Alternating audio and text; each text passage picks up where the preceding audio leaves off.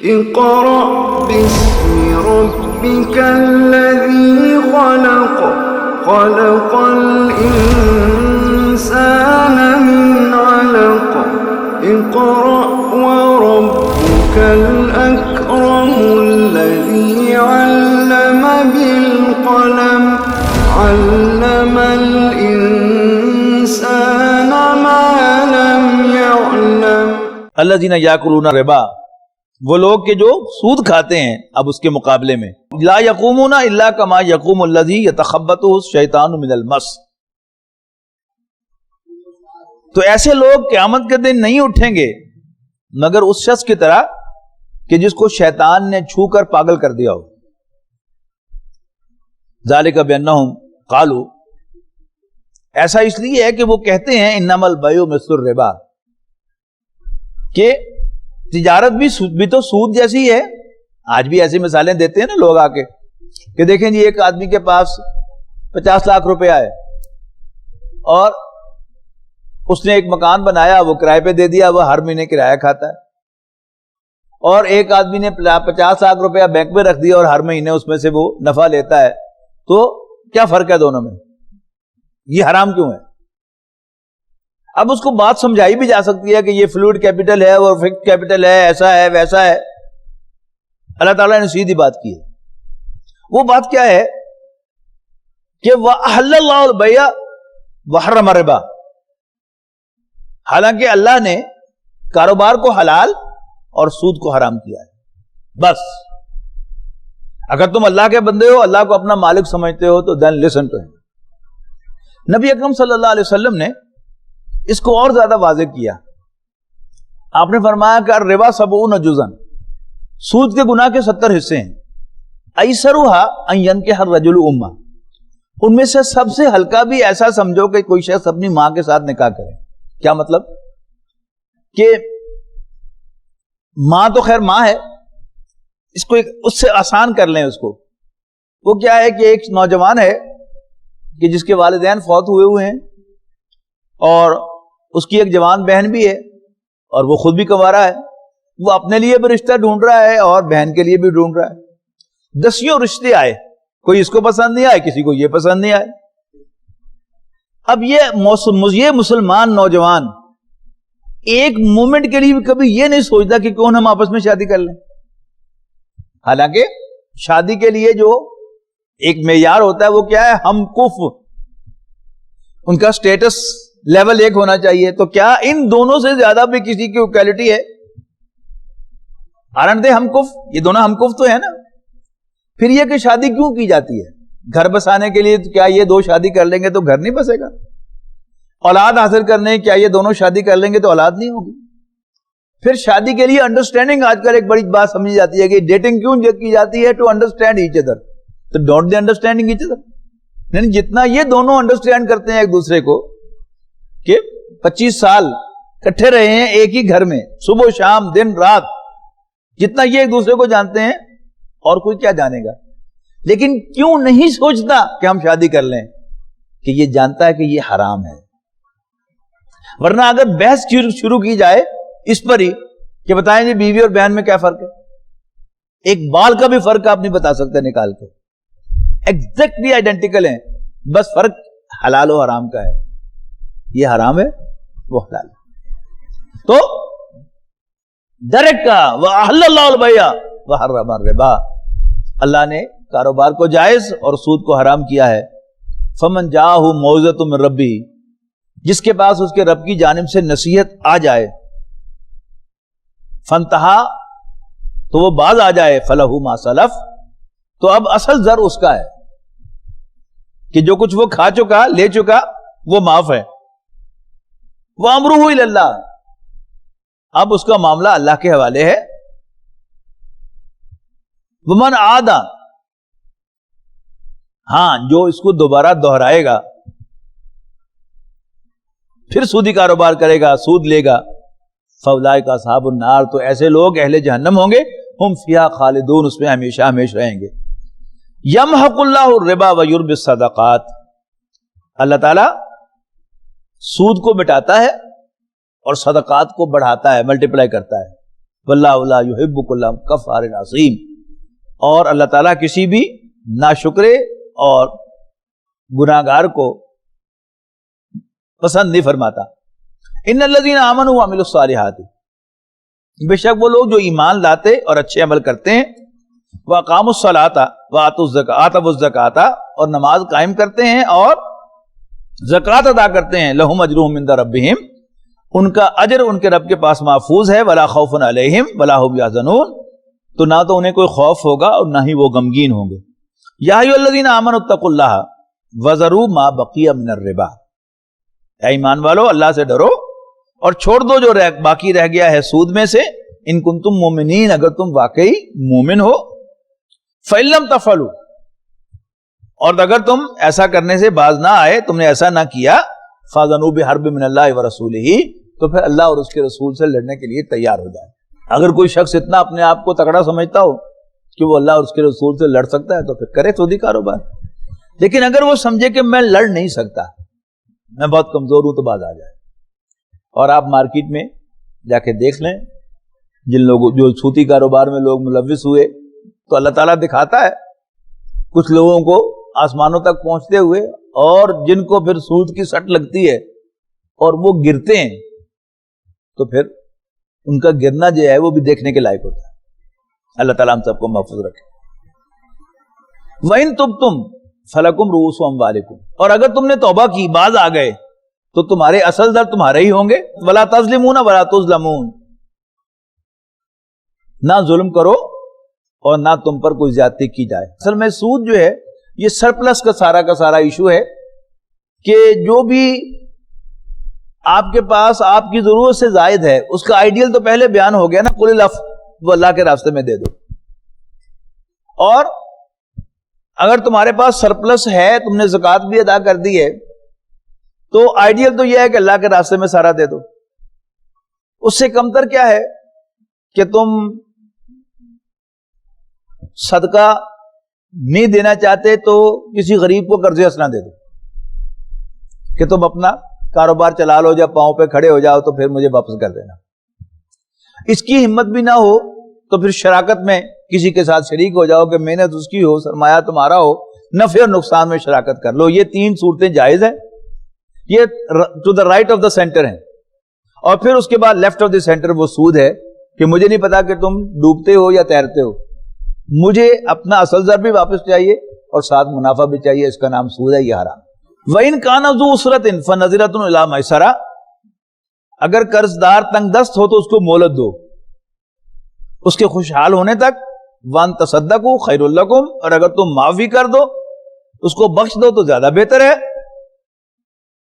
إِن كُنتُمْ تَعْلَمُونَ، اگر تم جانو۔ وَاتَّقُوا يَوْمًا تُرْجَعُونَ فِيهِ إِلَى اللَّهِ، اور ڈرو اس دن سے جس دن تم لوٹ کر جاؤ گے اللہ کے حضور۔ ثُمَّ تُوَفَّىٰ كُلُّ نَفْسٍ مَا كَسَبَتْ، پھر پورا دیا جائے گا ہر شخص کو بدلہ اس کے کمائے ہوئے عملوں کا۔ وَهُمْ لَا يُظْلَمُونَ، اور ان پر کوئی زیادتی نہیں ہوگی۔ یا ایھا الذین آمنوا اذا تداینتم بدین، دین کہتے ہیں بدلے کو، اور دین کہتے ہیں قرض کو، اس لیے کہ یہ بھی واپس لوٹانا ہوتا ہے۔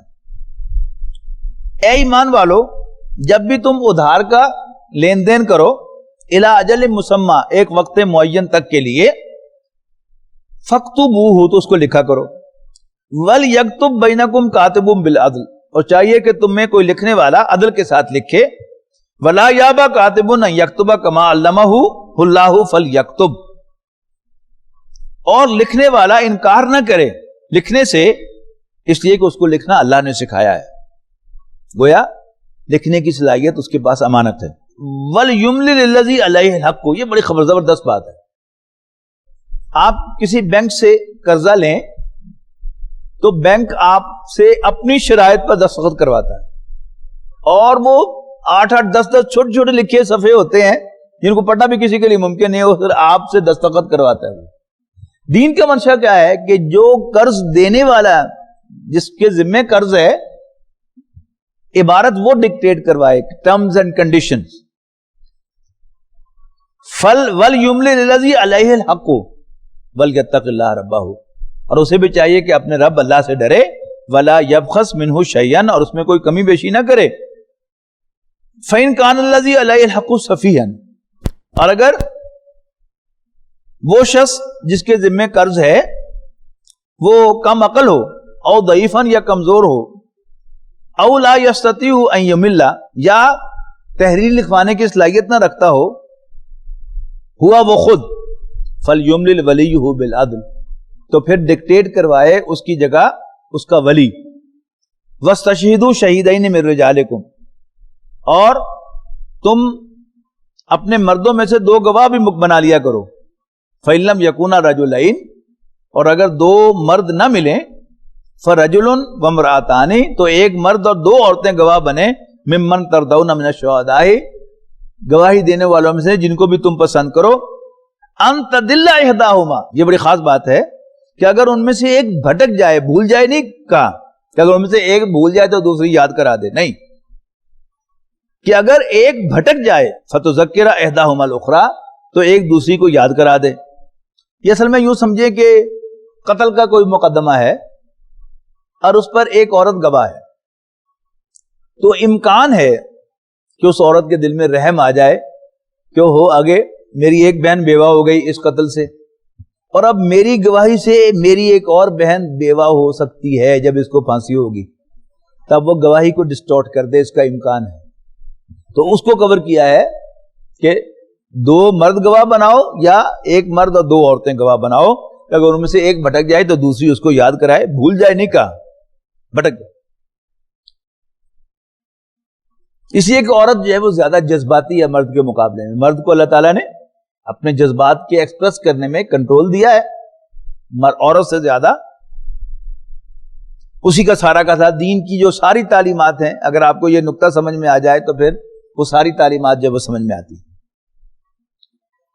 وَلَا يَأْبَ الشُّهَدَاءُ إِذَا مَا دُعُوا، اور گواہی دینے سے انکار نہ کریں گواہی دینے والے جب انہیں بلایا جائے، وَلَا تَسَمُوا أَن تَكْتُبُوهُ صَغِيرًا أَوْ كَبِيرًا إِلَىٰ أَجَلِهِ، اور نہ تساہل کرو دستاویز لکھنے میں، معاملہ چھوٹا ہو یا بڑا، میعاد کے تعین کے ساتھ، ذالکم اقسط عند اللہ، یہ زیادہ انصاف سے قریب ہے اللہ کے ہاں، واقوم للشہادہ، اور درست طریقہ ہے گواہی کے لیے، وادنا اللہ ترتابو، اور زیادہ قریب ہے کہ تم شک میں نہ پڑو، الا ان تکون تجارتا حاضرتا، سوائے اس کے کہ کوئی 10 بدس لین دین ہو، تدیرونہا بینکم، جس کو تم آپس میں گیو اینڈ ٹیک لین دین کرتے ہو، فلیس علیکم جناح اللہ تکتبوہا، تو تم پر کوئی گناہ نہیں کہ اس کو نہ لکھو، واشہدوا اذا تبایعتم، اور جب بھی سودا کرو تو گواہ بنایا کرو، ولا یضار کاتب ولا شہید، اور ستایا نہ جائے نہ لکھنے والے کو اور نہ گواہی دینے والے کو، وَإِن تَفْعَلُوا فَإِنَّهُ فُسُوقٌ بِكُمْ، اور اگر تم ایسا کرو گے تو یہ سخت گناہ کی بات ہوگی، وَاتَّقُوا اللَّهَ، اور اللہ سے ڈرتے رہو، وَيُعَلِّمُكُمُ اللَّهُ، اللہ تمہیں تعلیم دیتا ہے، وَاللَّهُ بِكُلِّ شَيْءٍ عَلِيمٌ، اور اللہ تعالیٰ ہر چیز کا علم رکھنے والا ہے۔ وَإِن كُنتُمْ عَلَى سَفَرٍ وَلَمْ تَجِدُوا كَاتِبًا، اور اگر تم سفر میں ہو اور تم کوئی لکھنے والا نہ پاؤ، فَرِحَانٌ مَقْبُودَةٌ، تو پھر تم رہن قبضے میں دے کر معاملہ کرو، فَإِنْ آمَنَ بَعْضُكُمْ بَعْضًا، اور اگر اعتبار کر لے تم میں سے کوئی دوسرے شخص کا، فَلْيُؤَدِّ الَّذِي اؤْتُمِنَ أَمَانَتَهُ، تو چاہیے کہ ادا کرے وہ شخص جس پر بھروسہ کیا گیا ہے اپنی امانت، وَلْيَتَّقِ اللَّهَ رَبَّهُ، اور اسے بھی چاہیے کہ اپنے رب اللہ سے ڈرے، وَلَا تَكْتُمُوا الشَّهَادَةَ، اور اپنی گواہی کو نہ چھپایا کرو، وَمَن يَكْتُمْهَا فَإِنَّهُ آثِمٌ قَلْبُهُ، اور جو کوئی گواہی کو چھپاتا ہے وہ در حقیقت دل کا گناہگار ہے، وَاللَّهُ بِمَا تَعْمَلُونَ عَلِيمٌ، اور جو کچھ بھی تم کرتے ہو اللہ تعالیٰ اسے جانتا ہے۔ لِلَّهِ مَا فِي السَّمَاوَاتِ وَمَا فِي الْأَرْضِ، آسمانوں اور زمین میں جو کچھ ہے وہ اللہ ہی کا ہے۔ وَإِن تُبْدُوا مَا فِي أَنفُسِكُمْ، اور جو کچھ تمہارے دلوں میں ہے تم اس کو ظاہر کرو یا چھپاؤ، يُحَاسِبْكُمْ بِهِ اللَّهُ، اللہ تعالیٰ تم سے اس کا حساب لے گا۔ یہ بڑی سخت آیت ہے کہ جو انسان دل میں بات رکھتا ہے اس کا بھی حساب ہوگا۔ فَيَغْفِرُ لِمَن يَشَاءُ، یعنی حساب تو لے گا، اس کے سامنے لایا جائے گا کہ یہ تمہاری کرغوتیں ہیں، یہ تمہارے دل کے اندر وساوس خیالات آئے تھے، پھر فَيَغْفِرُ لِمَن يَشَاءُ جسے چاہے گا بخش دے گا، وَيُعَذِّبُ مَن يَشَاءُ جسے چاہے گا سزا دے گا۔ وَاللَّهُ عَلَى كُلِّ شَيْءٍ قَدِيرٌ اور اللہ ہر چیز پر قادر ہے۔ آمن الرسول بما انزل الیہ من ربہ والمؤمنون، یہ جو آخری دو آیات ہیں یہ نبی اکرم صلی اللہ علیہ وسلم کو معراج کی رات اوپر عرشوں پر عطا کی گئی تھی اللہ تعالیٰ کی طرف سے امت کے نام ایک تحفے کے طور پہ۔ آمن الرسول بما انزل الیہ من ربہ والمؤمنون، رسول صلی اللہ علیہ وسلم ایمان لائے اس پر جو ان کے رب کی جانب سے نازل کیا گیا، والمؤمنون and so did the believers، اور ایمان والوں نے بھی ایسے ہی ایمان لائے، اور ایمان والے بھی۔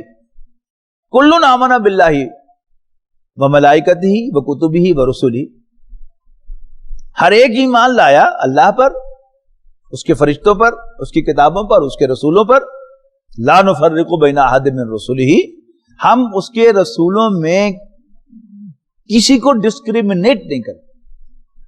تیسرے پارے کے آغاز میں ہم پڑھ کے آئے نا کہ اللہ تعالیٰ نے رسولوں کو ایک دوسرے پر فضیلت دی ہے، فضیلت ہے لیکن تفریق نہیں ہے، ڈسکریمنیشن نہیں ہے۔ لا نفرق بین احد من رسلہ، ہم اس کے رسولوں میں سے کسی کو ڈسکریمنیٹ نہیں کرتے، کسی کو مائنس نہیں کرتے، پلس کرتے ہیں۔ وقالو اور کہتے ہیں سمعنا واطعنا، ہم نے سنا اور ہم نے مانا۔ غفرانک ربا، ہم تیری مغفرت کے طلبگار ہیں۔ غفرانک ربنا، ربا ہم تیری مغفرت کے طلبگار ہیں۔ وإلیک المصیر، اور تیری ہی طرف لوٹنا ہے۔ لا یکلف اللہ نفسا الا وسعہا، اللہ تعالیٰ کسی بھی انڈیویجول کو اکاؤنٹیبل نہیں ٹھہرائے گا، جواب دہ نہیں ٹھہرائے گا مگر اس کی وسعت کے مطابق۔